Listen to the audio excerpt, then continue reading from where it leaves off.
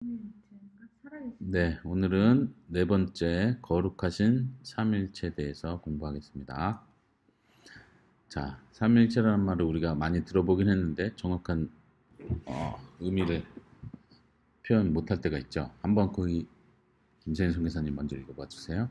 삼위일체 하나님은 본질상 한 분이시며 인격상 세 분이시라는 교리는 모든 면에서 기독교적인 믿음과 실천을 형성하고 구축하며 기독교를 세상의 모든 종교와 구분시킨다.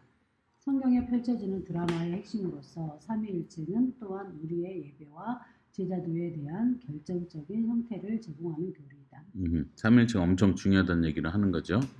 삼일체를 한마디로 표현하는 게 그거예요. 하나님은 본질상 한 분이시고 위격상 세 분이시다. 이게 삼일체를 간단하지만 정확하게 표현한 거예요. 그래서 이제 중요한 단어가 두 개 나오는데 하나는 본질, 또 하나는 위격.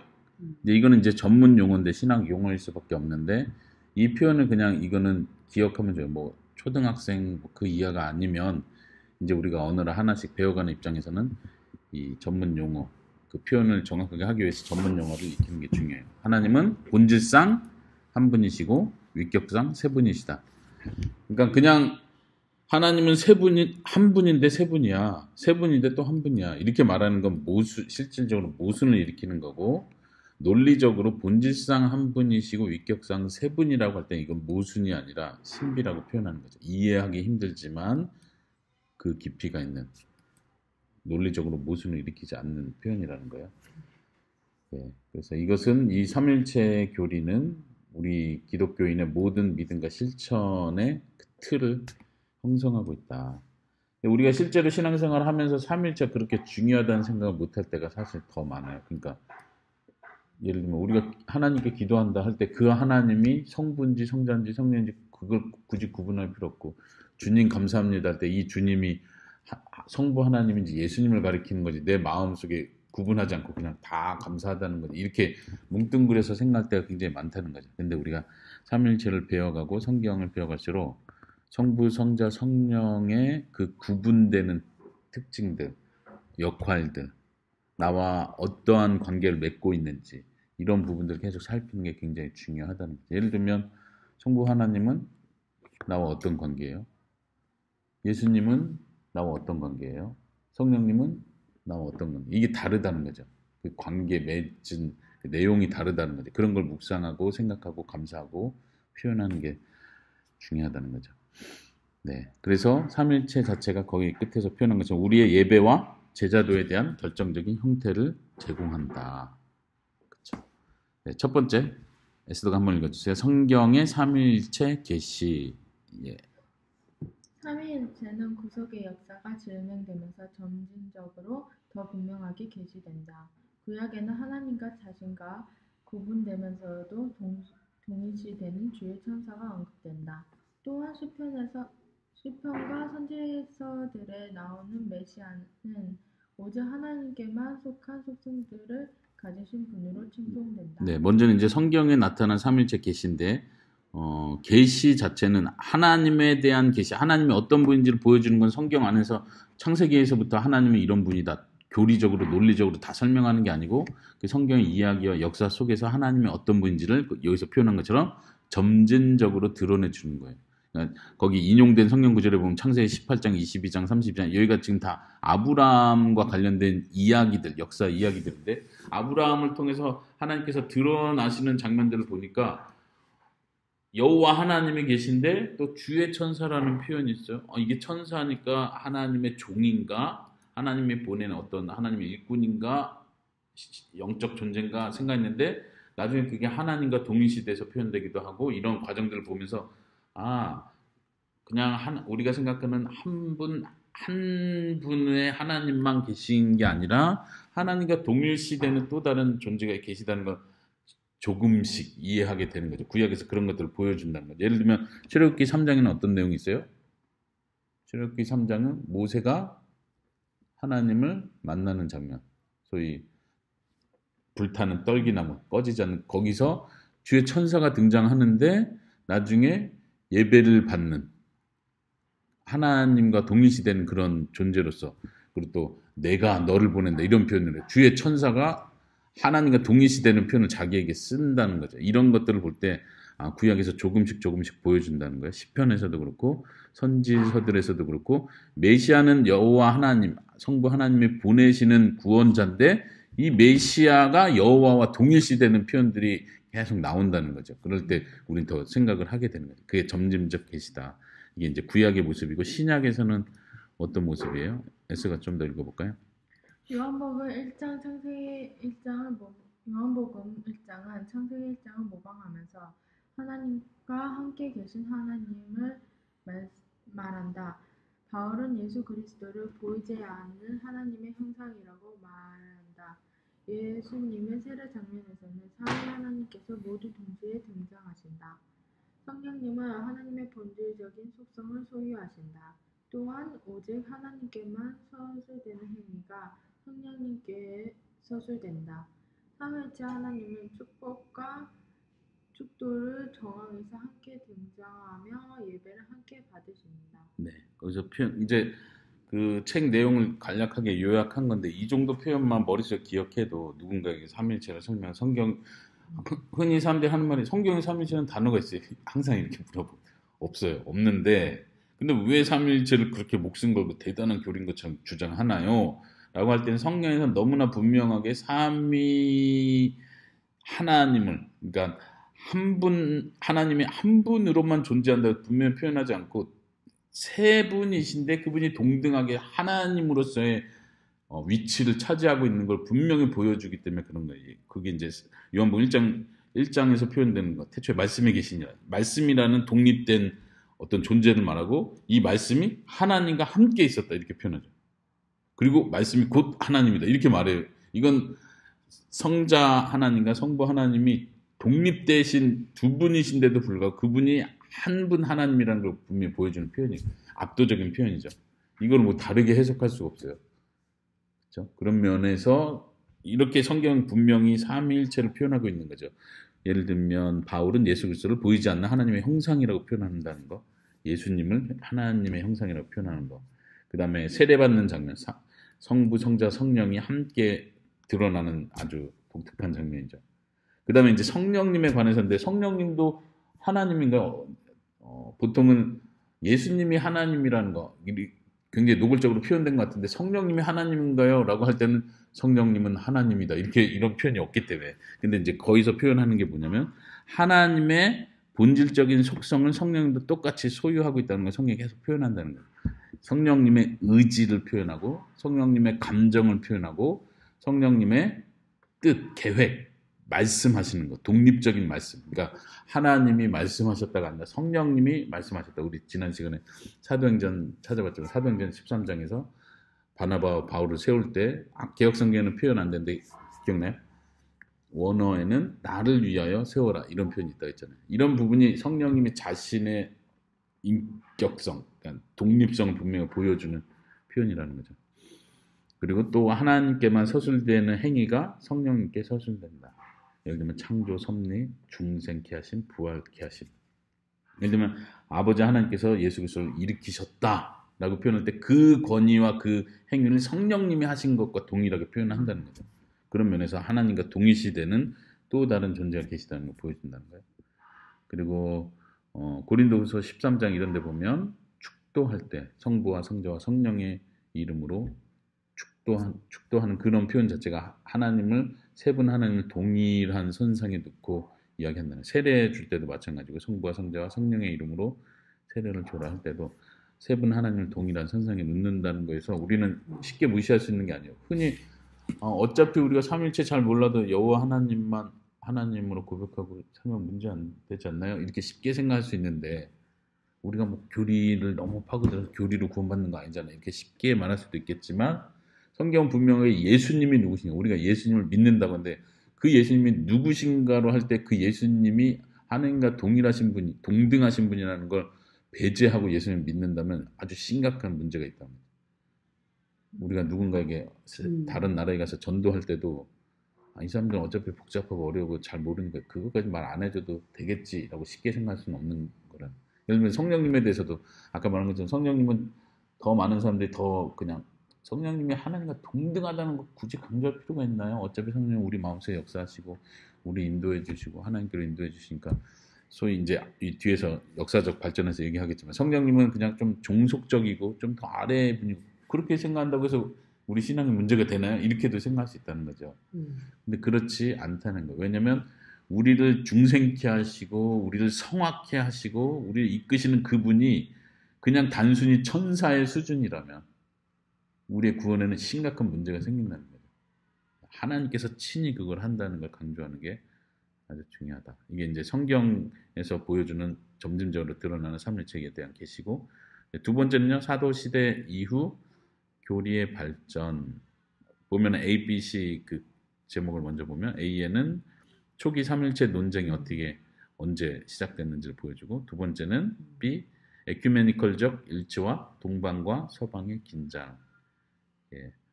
동방과 서방의 신학자들이 있었는데 이들이 이제 삼일체를 논할 때 큰 긴장이 있었다는 걸 보여주고 도표로 제가 좀 표시했어요. 네, 세 번째는 오늘날 현대의 분위기를 살펴보도록 하겠습니다. 네, 첫 번째 초기 삼일체 논쟁 제가 먼저 읽을게요. 오리게네스는 그러니까 185년에 태어난 사람이에요. 2세기, 3세기 사람이죠. 성경과 플라톤을 통합하려는 시도 속에서 하나님의 복수성을 본질에서 떨어져 나온 것이라고 주장하며 성자는 경륜적, 역사적인 사역으로 뿐만 아니라 존재적, 본질적인 본성으로 성부께 종속되어 있다고 결론을 내렸다. 오리게네스가 처음 삼일체 문제를 이렇게 일으킨 사람이라고 할 수 있겠죠. 나름대로 정의를 내렸는데 삼일체 이 부분은 복수성, 세 분이라는 이거 자체는 하나님이나 한 분으로부터 그 본질에서부터 떨어져 나온 것이다 이렇게 보는 거예요. 그래서 이제 중요한 거 오리게네스는 그 뒤에 나와 있는 종속, 성부께 종속되어 있는 분으로서의 예수님을 얘기한 거죠. 그러니까 본질에서 떨어져 나온 거예요. 그러니까 이 본질보다는 못한 어떤 존재가 나왔다는 거죠. 그래서 종속적이라는 표현은 매여 있다 이런 의미에서 종속적이다. 경륜적, 존재론적, 역사적으로 뿐만 아니라 그러니까 역사적이라는 건 시간상으로 시간 안에서 태어나셨다, 그분께 속했다, 그분께 종속되어 있다 이런 거. 존재론적은 본질적으로 종속되어 있다 이런 표현이고요. 그리고 3세기에는 아리우스, 이제 아리우스도 3세기의 아주 중요한 이단 중에 하나인데 삼일체론과 연관해서요. 성자를 최초의 피조된 존재라고 주장했다. 이런 표현들. 그러니까 하나님이 성자를 만들었다. 우리 정통적인 삼일체 표현에서 성자는 아버지께로부터 나온다, 영원히 나오신다 이런 표현을 써요. 그래서 아들이라는 표현을 쓰는 건데 아리우스도 약간 비슷한 표현인 것 같지만 문제는 뭐냐면 피조됐다는 말, 그 말 속에 뭐가 있냐면 피조되지 않은 때가 있었다는 걸 전제하는 거예요. 피조되지 않은 때, 그리고 어느 순간 피조됨으로써 그 뒤로부터 성자가 존재했다 이렇게 보는 거기 때문에 성자의 영원성 자체가 훼손되는 거죠. 하나님의 본질, 비공유적 속성 중에 하나가 영원성인데 예수님은 영원성에서 인간과 똑같은 거예요. 인간도 태어났잖아요. 언젠가. 그리고 영원히 존재하잖아요. 그런 면에서 우리는 영원히 존재하는 건 맞는데 하나님과 동등한 영원성은 아니죠. 근데 예수님도 그렇게 보는 거예요. 최초로 피조된 존재입니다. 이게 그러니까 예수님 굉장히 격화시켰죠. 그리고 아리우스는 여기서 더 나아가서 소위 오늘날 양태론이라고 부르는 이단적인 특징을 보죠. 하나님은 무대 위의 배우처럼 성부, 성자, 성령으로 나타날 수 있다. 이렇게 한 분이 세 분으로 표현될 수 있다. 이런 식으로 설명을 한 거죠. 그래서 아주 심각한 이단의 흐름을 만들어낸 거예요. 이게 3세기였고 초기에 이제 이런 논쟁들이 계속 있는 거예요. 그러니까 우리가 지금 보는 것처럼 초대 교부들도 2세기, 3세기 사람들도 결국은 성경을 보면서 도대체 우리가 믿는 그 하나님은 어떤 분인가 계속 정의를 내리고 이단들을 반박하기 위해서 이 성경 안에서 찾아내는 건데 훌륭한 성경 학자들이 교회 지도자들이 성경이 말하는 건 이런 거다. 예를 들면 오리게네스나 아리우스도 성경을 보면서 이런 거다, 이런 거 아니냐 이렇게 계속 설명을 하고 해명을 하려고 한 거죠. 근데 이게 결국은 이 논리가 잘못된 철학들, 그 전에 여기서 표현한 거잖아요. 플라톤의 철학이나 이런 사상들 같이 통합해서 이해시키려고 설명하다 보니까 이상한 교를 만들어낸 거예요. 이게 3세기 때. 4세기 때는 카파도기아 신학자들, 카파도기아는 그 아래 표 있죠? 일부러 동방 서방을 구분하기 위해서 좀 쉽게 표를 만들어 놨어요. 그러니까 카파도기아 신학자들은 그레고리오스, 바실리우스가 있는데 이쪽 동방이고 이쪽은 우시아와 구분되는, 제가 표현을 추가한 부분인데, 우시아는 이제 본질이라는 단어인데 이 용어, 전문 용어를 사용할 때 어떤 용어를 사용하느냐가 되게 중요한데, 본질, 실체라는 단어로 우시아라는 단어를 썼고, 근데 이제 위격, 인격이라는 단어를 쓰기 위해서 휘포스타스라는 단어를 선택했어요. 이 단어 선택이 그만큼 중요한 건데, 근데 이들이 표현하고자 한 건 뭐냐면 공유하고 있는 본질의 담지자로서, 다시 말하면 이 휘포스타스라는 단어를 쓸 때는 이 본질은 같지만 구분되는 실체다. 이걸 더 표현하기 위해서 이 단어를 썼다는 거예요. 어디가? 동방이. 근데 서방은 다른 단어를 썼어요. 프로소폰. 위격이라는 용어를 쓰기 위해서 다른 용어를 썼는데 서방에서 채택한 이 용어는 좀 문제가 있다는 거예요. 뭐냐면 보통 배우의 역할을 지시하는 표현이에요.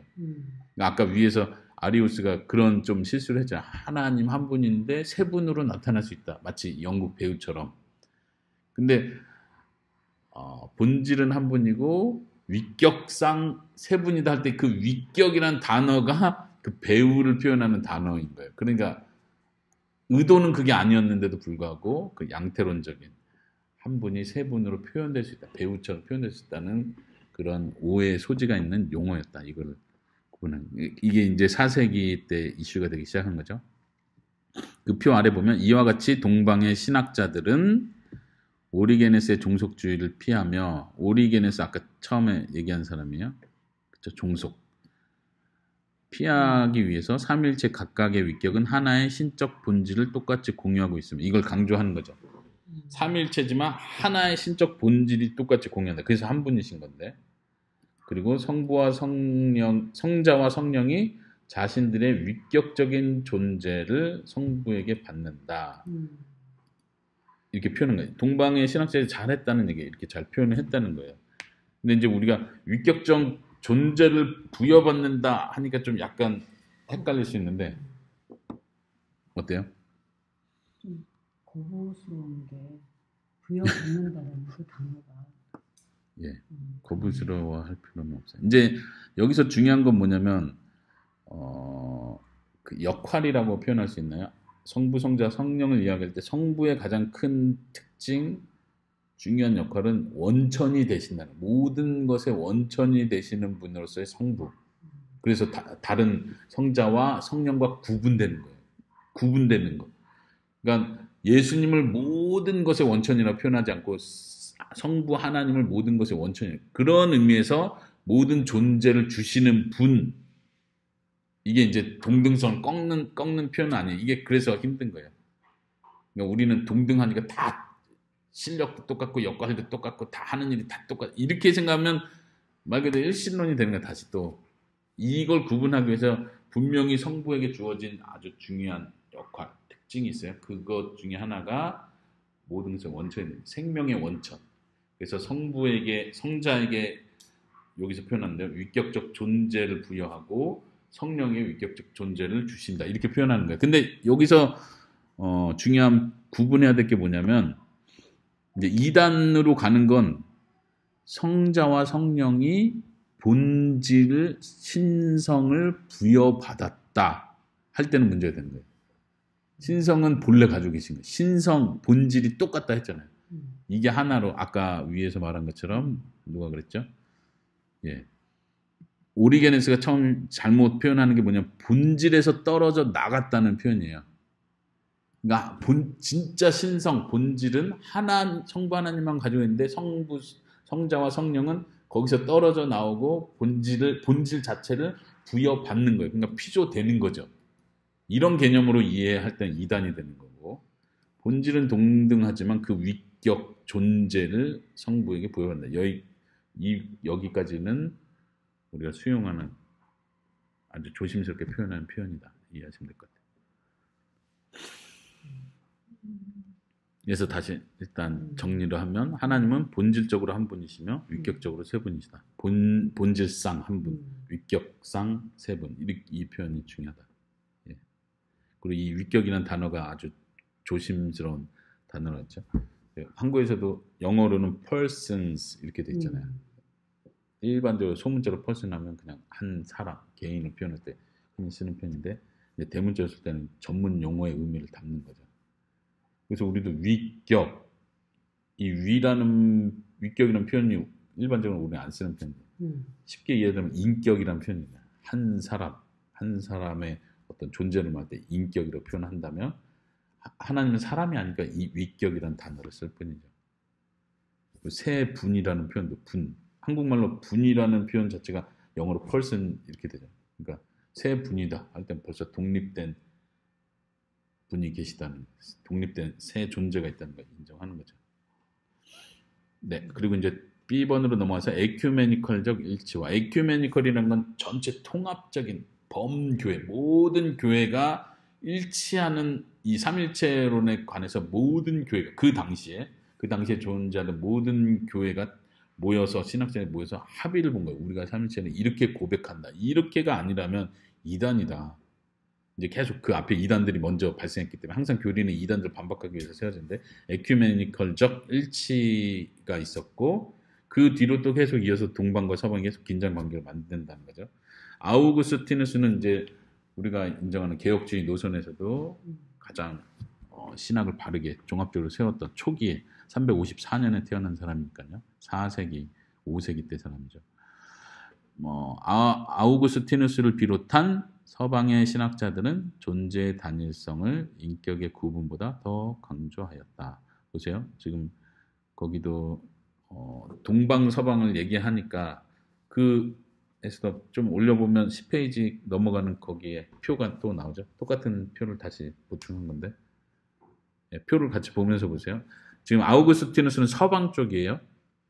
아까 서방 쪽은 좀 양태론적 위험성이 있다고 얘기했었고요. 다시 서방의 신학자들은 존재의 단일성을 인격의 구분보다 더 강조했다. 그러니까 하나라는 걸 더 강조했다는 거예요. 서방 쪽 계속 그쪽을 강조한 거예요. 왜냐하면은 이는 특별히 아리우스주의, 종속론. 그러니까 하나님이 한 분인데 성자와 성령은 단지 따라올 뿐이다. 종속되어 있는 거다. 이 이단을 반박하고 경계하기 위해서 계속 이 세 분이 동등하신 분이다를, 종속이 아니라 동등하신 분이다, 단일성을 계속 강조하는 게 강했다는 거예요. 서방 쪽은. 사실 삼일체에 대한 대부분의 서방 유비는 양태론적이다. 그러니까 한 분을 강조하다 보니까 한 분이 성자도 되고 성령도 되고 이렇게 자꾸 가는 분위기로 갔다는 거예요. 그래서 양태론적인 위험성이 있다는 거고 위격의 구분을 밝히는데 실패했다. 반대로 동방은 어때요? 동방은 양태론, 그러니까 서방이 계속 양태론적 실수를 하니까 양태론을 경계하는 거예요. 이걸 조심해야 된다. 그래서 강조점이 다르게 있겠죠.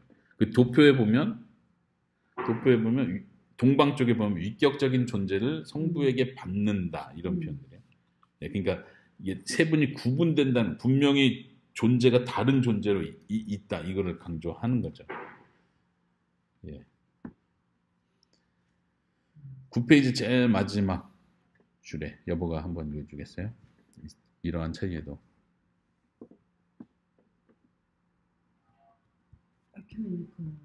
이러한 차이에도 불구하고 동방과 서방 모든 교회는 한 본질과 세 입격이라는 형식에 동의했다.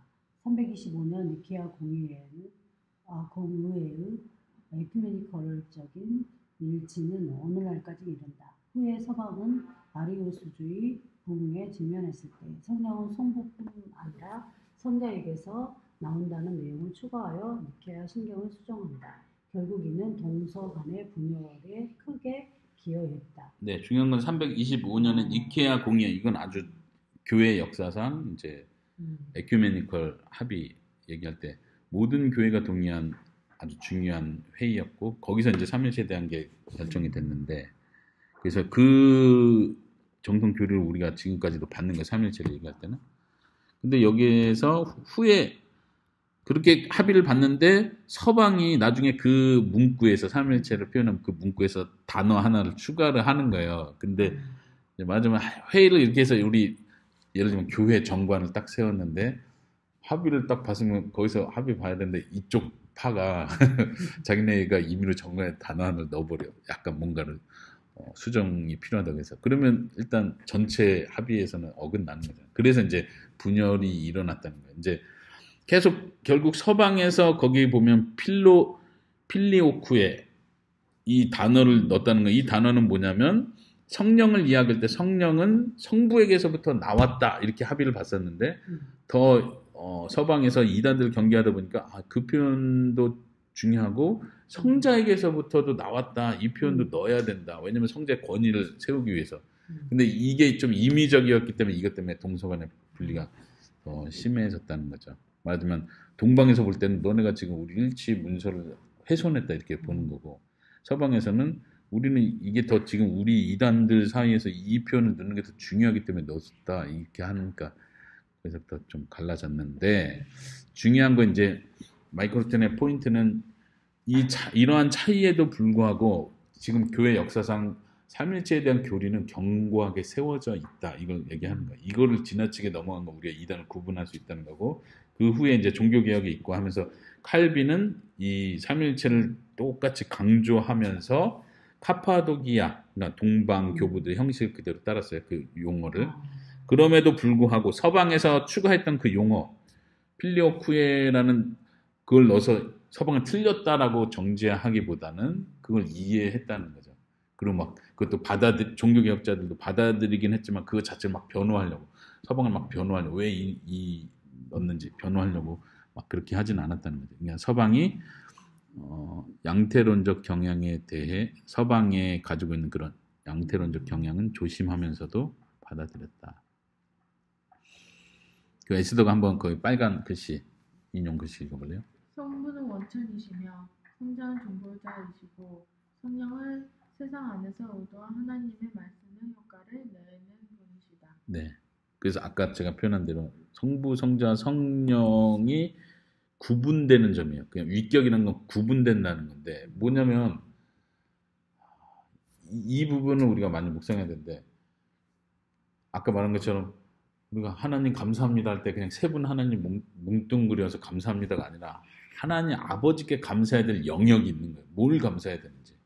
성자 예수님께 감사해야 될 영역이 있어요. 성자 예수님은 우리가 분명히 알아요. 십자가에 죽으셔서 감사합니다. 이거는 성자 예수님께 감사하는 거지 아버지 하나님께 십자가에 주셔서 감사합니다 하면 이거 신학적으로 완전 위험해지는 거잖아요. 이해되죠? 그런 것처럼 세 분이 구분되신데 성부는 원천이시라는 데서 그 성부의 특징이 있는 거고 성자는 중보자이기 때문에 십자가에 죽으신 거고 우리를 대신해서 제사를 지내신 거 우리를 대신해서 지금도 기도하시는 거 이게 중보자의 역할. 이거는 다른 분이 하는 게 아니라는 거예요. 성부 하나님이 중보자 역할을 하는 게 아닌 거예요. 이게 그런 의미에서 분명히 구분돼. 성령의 역할은 세상 안에서 의도한 하나님의 말씀의 효과를 내시는 분. 그러니까 아버지 하나님은 말씀을 발하시고 아들 예수님은 그 말씀이 되시고 성령님은 그 말씀이 효과를 내도록 실행시키시는 분이시고 이렇게 구분이 되는 거예요. 근데 거기다가 그러니까 아버지가 제일 높고 그 다음에 성자고 그 다음에 성령 이렇게 가지 말라는 얘기예요. 왜냐하면 본질이 동등하시기 때문에. 본질이 동등하다는 말은 그 영광이 같으시고 동일한 예배를 받으셔야 되고 동등한 능력과 지식과 그분들의 뜻이 있다는 면에서 구분된다는 면에서. 예. 그럼 오늘날 현대 반전. 네, 제가 읽어볼게요. 계몽주의는 기본적으로 소키누스, 새로운 아리우스주의, 아까 종송론 얘기했던 소키누스 신학의 승리를 나타낸다. 현대는 삼일체 교리의 정교함과 확신을 요구하지 않는다. 이게 문제예요. 오늘날 우리도 그러죠. 계속 얘기하는 것처럼 삼일체는 그렇게 중요하지 않다라고 막연하게 생각을 해요. 근데 이게 굉장히 심각한 오늘날 문제를 일으킵니다. 몰트만을 비롯한 사회적 삼일체론의 옹호자들은 실질적으로 삼신론을 말한다. 오늘날도 마찬가지로 삼일체는 머리로는 그렇게 믿는다고 중요하다고는 알고 이거 안 믿으면 이단이라는 거 아는데 실제로는 그 내용을 파고들면 삼신론이라는 거 그냥 세 분의 하나님이 있다고 그냥 생각하는 거예요. 그 관계에 대해서 동등하시고 이런 거는 생각 안 하고 본질이 하나 된다는 것도 이해 못하는 거죠. 몰몬교도 삼신론 개념이라고 생각합니다. 복음주의 진영에서조차 성자의 존재론적 종손론이 유행되어 가고 있다. 네. 예를 들면 여호와 증인도 말했죠. 여호와 증인도 첫 번째 피조된 분, 나중에 신성을 얻으신 분, 그러니까 하나님의 아들로 선포되었다 이런 표현을 아들이 아니었는데 나중에 아들이 됐다 이런 식으로 이해하려고 하는 거죠. 그런 표현이죠. 하나님의 능력으로 하나님의 아들로 선포됐다 할 때 예수님의 죽으심과 부활을 통해서 예수님이 진짜 하나님의 아들이었다는 걸 선포하는 거지 아들이 되었다는 걸 축하해주는 의미는 아니라. 근데 여호와는 그런 개념으로 이해를 하는 거예요. 그냥 존재론적 종속론이 되는 거죠. 자, 마지막으로 삼일체 교리의 실천적 유의 읽어주세요. 성부와 성자와 성령은 구속사의 장로를 가로질러 친히 계약을 통해 세우신 목적을 향해 가신다. 우리는 성부께 성자 안에서 성령으로 말미암아 예배하고 기도하고 고백하고 탄식하며 찬양한다. 네, 그 표현 성부께 기도하고 고백하고 탄식하고 찬양하는 거예요. 성자 안에서 그렇게 하는 거예요. 성령으로 말미암아 우리가 예배하는 거예요. 그 표현들 잘 표현한 거고. 그 다음에 그 아래는 칼빈이 한 말인데 에스더가 한번 읽어주세요. 성부에게는 행동의 시작과 존재의 셈과 원천이 속해 있으며 성자에게는 지혜와 작정과 만물에 대한 작정된 재량권이 속해 있고 성령에게는 그런 모든 행동의 능력과 효력이 속해 있다. 네, 이것도 세 분의 역할과 어떤 그 특징들을 잘 보여주는 표현이죠. 네, 다시 한번. 행동의 시작과 존재, 셈과 원천이 성부 하나님께, 성자께는 지혜와 작정과 만물에 대한 작정된 재량권이 속해 있다. 예를 들면 뭐 성부께는 지혜가 없습니까? 이건 아니잖아요. 그렇죠? 그렇지만 특별히 성자께 그걸 그리스도는 하나님께로부터 나서 우리의 지혜가 되셨다. 이런 표현들이 있죠. 성령에게는 모든 행동의 능력과 효력이 속해 있다. 실제로 실행시키는 그 능력. 예. 마지막 제가 읽어보겠습니다. 우리는 신앙의 모든 것을 삼위일체적으로 이해하고 경험해야 한다. 우리는 삼위를 성부로 축소시킴으로 예수님의 구원 사역이나 성령의 구원 적용 사역에 관심을 소홀히 하는 것을 경계해야 한다. 너무 성부만 강조하다가 예수님의 사역이나 성령님의 적용하시는 거를 소홀히 해서 안 된다는 거고, 반대로 성부와 성령을 떠나서 성자께만 초점을 맞춰 창조와 완성된 분리된 구원 이해도 조심해야 된다. 그러니까 창조는 하나님께 속한 것, 그리고 이 세상 마지막 완성, 심판과 새 하늘 새 땅의 이 모든 완성은 성부께 더 속해 있다면 그거는 마치 생각 안 하고 이제 소위 여기서 소위 성자께만 초점 맞출 때 문제가 뭐냐면 그냥 개인 구원만 생각하는 거 계속 십자가 죽으시고 내가 죄 용서받아서 구원받았다 이것만. 근데 만물의 창조와 만물의 최종 완성 이 큰 개념 성부 하나님의 큰 구원의 계획에는 관심 안 갖는 거죠. 그걸 또 이루시는 성령님은 관심 안 갖고 마지막으로 너무 성령님께만 초점을 두면 구원의 큰 계획과 분리된 채 자유로운 활동가로서 성령을 추구하지 않도록 해야 한다. 그러니까 성령께만 너무 초점을 두면 성령님 자체가 자유로운 활동가가 되거든요. 성부 하나님의 뜻을 이루어드리는 것, 예수님의 영광을 드러내는 것과는 구분 없이 그냥 내가 성령님을 체험하고 성령님의 놀라운 역사를 맛보는 것, 이걸로 성령님을 자꾸 추구해가는 그걸 조심해야 된다는 거죠. 가르치는 자들에게 네. 이렇게 해야 되겠네요. 그러니까 가르치는 자들이 아니라 가르치는 받는 자들에게 성부, 성자, 성령을 함께 그 삶 속에서 적용시키고 함께 가르쳐야 된다. 지금 성령이 역사하는 시대라고 해서 성령을 많이 강조를 하잖아요. 소위 성령 시대라는 표현이 오해를 일으키는 거죠. 마치 예수님은 이제 덜 활동하시는 거고 덜 활동한다는 표현 이게 위험한 거죠. 같이 그 구원의 역사를 같이 이루어 지금도 이루고 이루신다면서. 그러니까 성령이 왜 이 땅에 오셨는가 그 목적 하나님의 뜻을 이루기 위해서 예수님을 드러내기 위해서. 그럼 이게 가치가 되는 그 거예요. 구원의 큰 역사의 넓은 의미를 개인에 축소시켜서 한다면은 성부 하나님이 이분 사람을 선택하고 하는 게 있으면 성자 예수님이 실행을 하셨고 적용을 성령 하나님 같이 이 개인의 구원도 같이 한다고 같이 일하심을 강조해야겠네요. 그렇죠. 개인 구원뿐만 아니라 이 세상의 회복, 이 세상의 회복까지도 하나님이 지금 같이 하고 있다. 우린 너무 어떤 면은 개인주의적인 구원론에 관심이 많잖아요. 그래서 내가 누구 한 명을 더 구원하면 이 정도로. 근데 이제 반대편에서는 아까 얘기한 것처럼 현대 반전에서 얘기한 것처럼 사회적 삼일체론, 이거는 뭐냐면 이 사회 구원에만 관심이 있는 거예요. 하나님이 이 땅에 오셔서 예수님이 가난한 자를 회복하시고 병든 자 고치셨는데 우리가 이 사회에서 아픈 사람들, 가난한 사람들, 환경 문제를 우리가 다뤄야 된다. 왜냐하면 하나님은 이 세상이 회복되기를 원하시는 분인데 우리가 이 하나님이 하는 회복 사역에 참여해야 된다. 이것도 구원 맞아요. 근데 오늘날은 아까 여기서 말한 것처럼 오늘날 이게 더 인기가 있는 거야. 왜냐하면 한국 분위기도 그렇고 미국에서도 마찬가지고 지금까지 계속 너무 개인 구원만 강조하니까 사람들이 이게 싫은 거야. 이제 교회가 너무 이기적이고 교회가 자기네만 잘 되고 복 받는 거에 관심. 우린 그거 싫다. 우린 이 사회를 돌아봐야 돼. 이 세상을 봐라. 가난한 나라가 얼마나 많아. 전쟁 때문에 힘들어하는. 우린 여기에 관심. 하나님은 이렇게 크신 분이다. 나쁜 게 아니거든. 그냥 둘 중에 하나를 선택하는 문제가 아니라 두 가지가 같이 가야 된다는 얘기를 하는 거예요. 그냥 삼위일체를 우리가 잘 균형 갖출 때 이 큰 그림과 개인 구원 이 두 가지를 같이 균형 갖출 수 있다.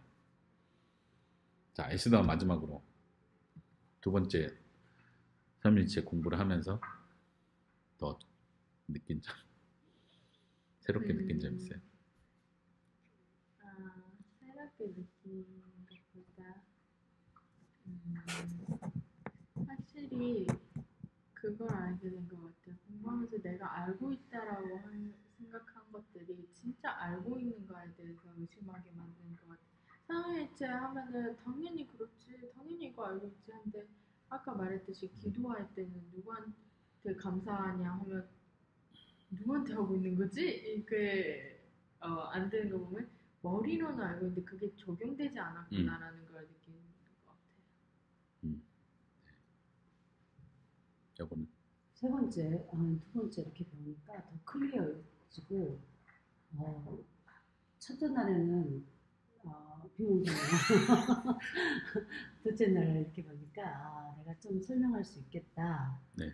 서방과 동방에 대한 거를 좀 설명할 수 있겠다라는 것을 알게 된 것 같고 더 크게 되는 것은 개인 적용에서도 내가 이 앞전에 에스더가 말했듯이 내가 기도를 하고 있는데 누구한테 하고 있지? 막 그런 것이 없잖아. 그냥 두리뭉실하게 생각을 하고 그냥 주는 게 좋은 거지 라고 생각을 했는데 성부 하나님, 성자 예수님, 성령 하나님이 를 삼일체를 배우고 나니까 이게 우리는 각각 떨어져서 생각을 하는데 물론 인격이 다르시지만 떨어져서 생각할 게 아니구나.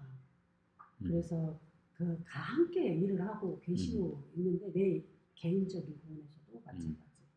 기도도 마찬가지. 그러니까 우리가 따로 성부 하나님께만 기도하고 그러니까 성부 하나님께 기도하지만 거기에서 중보자로서 성령 예수님께서 중보자 역할을 해주시고 그걸 적용할 수 있도록 성령 하나님께서 하고 계시고 역사를 하고 계시구나. 그러니까 기도에서 능력이 나타나고 그러잖아. 그래서 이 성자 성령이 뗄래야 뗄 수 없는 관계 속에서 우리 삶 속에서 현저하게 나타나고 계시다는 거지. 네. 이게 클리어진 것 같아요. 네. 특별히 이제 우리가 기독교 교리 배울 때 많은 교리들, 예를 들면 구원론 배우면 우리가 실질적으로 와닿고 내가 고백했고 또 그 은혜에 감사하고 있는데 삼일체 교리 배울 때는 그게 나한테 감사하진 않거든. 그냥 거리가 멀게만 느껴진다. 나도 개인적으로 그랬지만 근데 이제 나도 조금씩 이걸 좀 더 깊이 또 마이크로트는 그걸 잘 표현해 주려고 하는 것 같아. 계속 이게 실질적으로 우리에게 어떤 유익이 있는지를 표현하려고 하니까 그런 고민들을 하게 되면서 삼일체가 실제로 나에게 얼마나 복되고 유익하고 감사한 건지를 느끼는 게 참 중요하다. 그런 생각을 하게 됐습니다. 수고하셨습니다.